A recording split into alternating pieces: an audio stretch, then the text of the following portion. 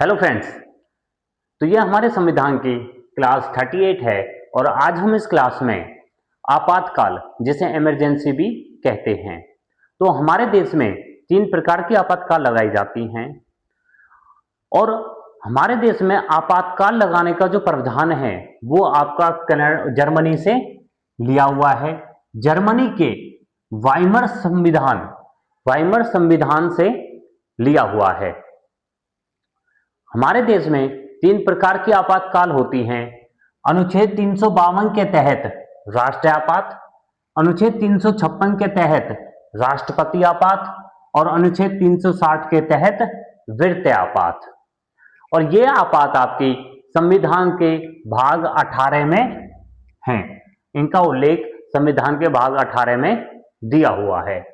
अनुच्छेद 358 के तहत अनुच्छेद 19 के उपबंधों का निलंबन निहित है। मतलब अगर राष्ट्रीय आपात चलाई जाती है या राष्ट्रीय आपात, राष्ट्रपति आपात या वित्तीय आपात लगाई जाती है तो अनुच्छेद 19 जो आपका स्वतंत्रता का अधिकार है, राइट टू फ्रीडम जिसमें दिया हुआ है, वो अनुच्छेद आपका निलंबित हो जाएगा, मतलब समाप्त हो जाएगा। अनुच्छेद 20 और अनुच्छेद 21 ये दो अनुच्छेद आपके निलंबन नहीं किए जाते, मतलब ये दो अनुच्छेद आपके समाप्त नहीं किए जाते।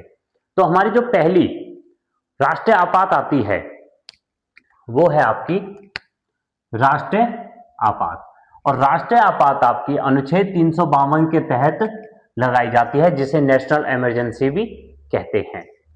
अगर किसी देश पर आपका कोई वॉर होता है, किसी देश के साथ वॉर होता है या कोई देश हमारे देश पर आक्रमण कर देता है या सशस्त्र विद्रोह हो जाता है तो इन तीन कारणों से भारत में राष्ट्रीय आपात लगाई जा सकती है। और राष्ट्रीय आपात लगाने का जो अधिकार है वो है आपका प्रेसिडेंट और काउंसिल ऑफ मिनिस्टर के पास। मतलब आपका राष्ट्रपति और मंत्री परिषद अपनी सलाह से आपके राष्ट्रीय आपात लगा सकते हैं। परंतु मान लीजिए किसी देश ने हमारे देश पर आज आक्रमण कर दिया है तो आज ही राष्ट्रपति और मंत्री परिषद राष्ट्रीय आपात लगा देते हैं, परंतु एक महीने के अंदर अंदर संसद के द्वारा 2/3 बहुमत से इस राष्ट्रीय आपात को अप्रूव कर दिया जाता है। अगर संसद इस राष्ट्रीय आपात को अप्रूव नहीं करती है तो राष्ट्रीय आपात समाप्त कर दी जाती है। 44वें संविधान संशोधन के द्वारा 1978 को एक शब्द था आंतरिक अशांति। पहले आंतरिक अशांति के कारण भी राष्ट्रीय आपात लगाई जा सकती थी, परंतु 44वें संविधान संशोधन द्वारा 1978 को आंतरिक अशांति, इंटरनल डिस्टरबेंस को हटाकर आपकी सशस्त्र विद्रोह को जोड़ दिया। हमारे देश में 3 बार आपकी राष्ट्रीय आपात या नेशनल इमरजेंसी लागू हुई है।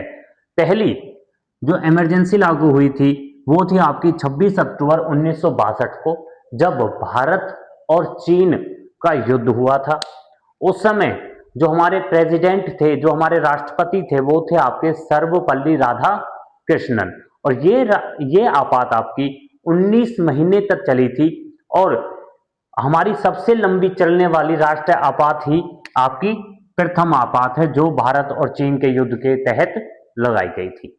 दूसरी आती है आपकी 3 दिसंबर 1971 को, जब भारत और पाकिस्तान का युद्ध हुआ था। उस समय ये आपात लगाई गई थी। उस समय भारत के राष्ट्रपति थे आपके वीवी गिरी। फिर आती है आपकी 25 जून 1975 को, जब इंदिरा गांधी ने, भारत की प्रथम महिला प्रधानमंत्री इंदिरा गांधी ने आंतरिक अशांति कहकर देश पर फखरुद्दीन अली अहमद जो राष्ट्रपति थे इनके द्वारा राष्ट्रीय आपात लगा दी गई थी। उसके बाद जो राष्ट्रीय आपात होती है, राष्ट्रीय आपात की अवधि आपकी अगर संसद के द्वारा राष्ट्रीय आपात अप्रूव कर दी जाती है तो इसको 6 महीने के लिए आगे बढ़ा दिया जाता है। उसके बाद भी अगर विद्रोह चल रहा है तो दोबारा से 6 महीने के लिए इसको बढ़ा दिया जाता है। तो 6-6 महीने कर कर इसको अनिश्चित समय तक बढ़ा दिया जाता है, मतलब इसकी कोई फिक्स आपकी अवधि नहीं है। फिर आता है कि अगर राष्ट्रीय आपात चल रहा है तो इसको समाप्त करने, कौन इसको समाप्त कर सकता है? तो इसको समाप्त करने के लिए 3 तरीके होते हैं, जैसे आपका प्रेसिडेंट और काउंसिल ऑफ मिनिस्टर, मतलब आपका राष्ट्रपति और मंत्री परिषद मिलकर राष्ट्रीय आपात को वापस ले सकते हैं। दूसरा आता है आपका सामान्य बहुमत से, सामान्य बहुमत लोकसभा में, अगर लोकसभा में सामान्य बहुमत से इसको राष्ट्रीय आपात को वापस ले सकते हैं बाय लोकसभा। फिर आता है आपका कि लोकसभा में अगर 1/10 सदस्य, लोकसभा के 1/10 सदस्य अपने हस्ताक्षर कर कर राष्ट्रपति को भेज देते हैं तो राष्ट्रपति राष्ट्रीय आपात को वापस ले लेता है। फिर आता है आपका राष्ट्रपति आपात। राष्ट्रपति आपात आपकी अनुच्छेद 354 के तहत लगाई जाती है, जिसको हम प्रेसिडेंट रूल भी कहते हैं। आपकी राष्ट्रपति आपात राज्य पर लगाई जाती है और ये आपात राज्यपाल की सहमति से लगाई जाती है और इसको लगाने का अधिकार है आपका प्रेसिडेंट और काउंसिल ऑफ मिनिस्टर को।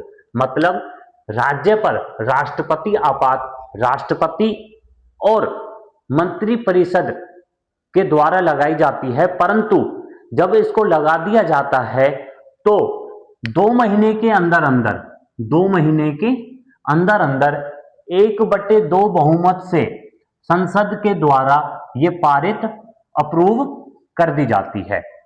अगर ये संसद के द्वारा अप्रूव कर दी जाती है तो इसको 6 महीने के लिए बढ़ा दिया जाता है इसकी अवधि को। अगर फिर भी राज्य में विद्रोह चल रहा है तो इसको दोबारा से 6 महीने के अंदर 6 महीने के लिए बढ़ा दिया जाता है। तो ऐसे 6-6 महीने कर कर इसको मैक्सिमम 3 साल के लिए बढ़ाया जा सकता है। 3 साल से ज्यादा इसको नहीं बढ़ाया जा सकता और इसका जो अंतराल होता है वो आपका 6-6 महीने का होता है। उसके बाद आते हैं कि राष्ट्रपति आपात लगाने के क्या क्या कारण होते हैं। अगर किसी राज्य में चुनाव हो रहा है और कोई भी सरकार आपकी बहुमत नहीं बना पाती तो उस राज्य में राष्ट्रपति आपात लगा दिया जाता है दोबारा चुनाव या दोबारा सरकार बनने तक, या फिर राज्य के संवैधानिक व्यवस्था भंग कर दी जाती है या राज्य में सरकार अच्छे से काम नहीं करती तो उस राज्य में राष्ट्रपति की सलाह पर, आपके राज्यपाल की सलाह पर राष्ट्रपति और मंत्री परिषद के द्वारा राष्ट्रपति आपात लगा दी जाती है। जब राज्य में राष्ट्रपति आपात लगा दी जाती है तो उस राज्य का शासन आपका राज्यपाल के हाथों में आ जाता है। मतलब राज्य के जो सारे निर्णय होते हैं वो निर्णय राज्यपाल आपका मंत्री परिषद को बताता है। उसके बाद आता है कि अगर किसी राज्य में आपातकाल लग रही है तो उस राज्य में जो बजट है, बजट पेश करने का जो अधिकार होता है वो आपका संसद के पास होता है। सर्वप्रथम जो आपातकाल राष्ट्रपति आपातकाल लगाई गई थी वो आपकी 20 जून 1951 को पंजाब में लगाई गई थी और पंजाब के पेप्सू क्षेत्र में लगाई गई थी। और उस समय जो पंजाब के मुख्यमंत्री थे वो थे आपके गोपीचंद भार्गव। अगर राष्ट्रपति आपात को हटाना हो या वापस लेना होता है तो वापस लेने का अधिकार आपका राष्ट्रपति और काउंसिल ऑफ मिनिस्टर की सलाह से इसको वापस लिया जा सकता है। मतलब आपका प्रेसिडेंट और मंत्री परिषद अपनी सलाह से इसको वापस ले सकते हैं। उसके बाद आता है आपका कि हाल ही में राष्ट्रपति आपात लगाई गई थी फरवरी 2025 को मणिपुर में। और मणिपुर में जब दो समुदाय जो थे आपके मेताई समुदाय और कुकी समुदाय, इन दोनों समुदायों के बीच में जब जातीय हिंसा हो गई थी, तो फरवरी 2025 को मणिपुर में आपके राष्ट्रपति आपात लगा दी गई थी। और सबसे लंबा जो राष्ट्रपति आपात लगा है वो लगा था आपका पंजाब में 1987 से लेकर 1992 तक, मतलब 5 साल से भी ज्यादा ये आपात लगा था आपका। फिर आता है हमारा तीसरा आपात, जो है आपका विरत्यापात, जो अनुच्छेद 360 के तहत आपका लगाया जाता है। अनुच्छेद 360 के तहत किस भारत में विरत्यापात लगाया जा सकता है, जिसे हम फाइनेंशियल इमरजेंसी भी कहते हैं। अगर किसी देश पर या अगर भारत पर कोई आर्थिक संकट आ जाता है, तो फाइनेंशियल इमरजेंसी आ जाती है, तो प्रेसिडेंट और काउंसिल ऑफ मिनिस्टर मतलब मंत्री परिषद मिलकर आपका वित्तीय आपात लगा सकते हैं, परंतु संसद के द्वारा सामान्य बहुमत 1/2 मेजोरिटी के साथ 2 महीने में इसको अप्रूव मिल जाना चाहिए वित्तीय आपातकाल को।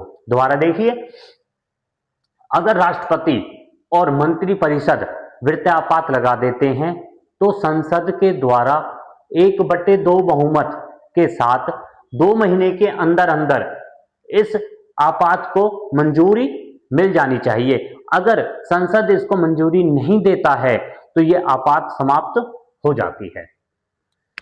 भारत में कभी भी आपकी कोई भी आपात या वित्तीय आपात कभी भी नहीं लगी है। तो वह कौन सी आपात है जो कभी नहीं लगी? वो है आपकी वित्तीय आपात।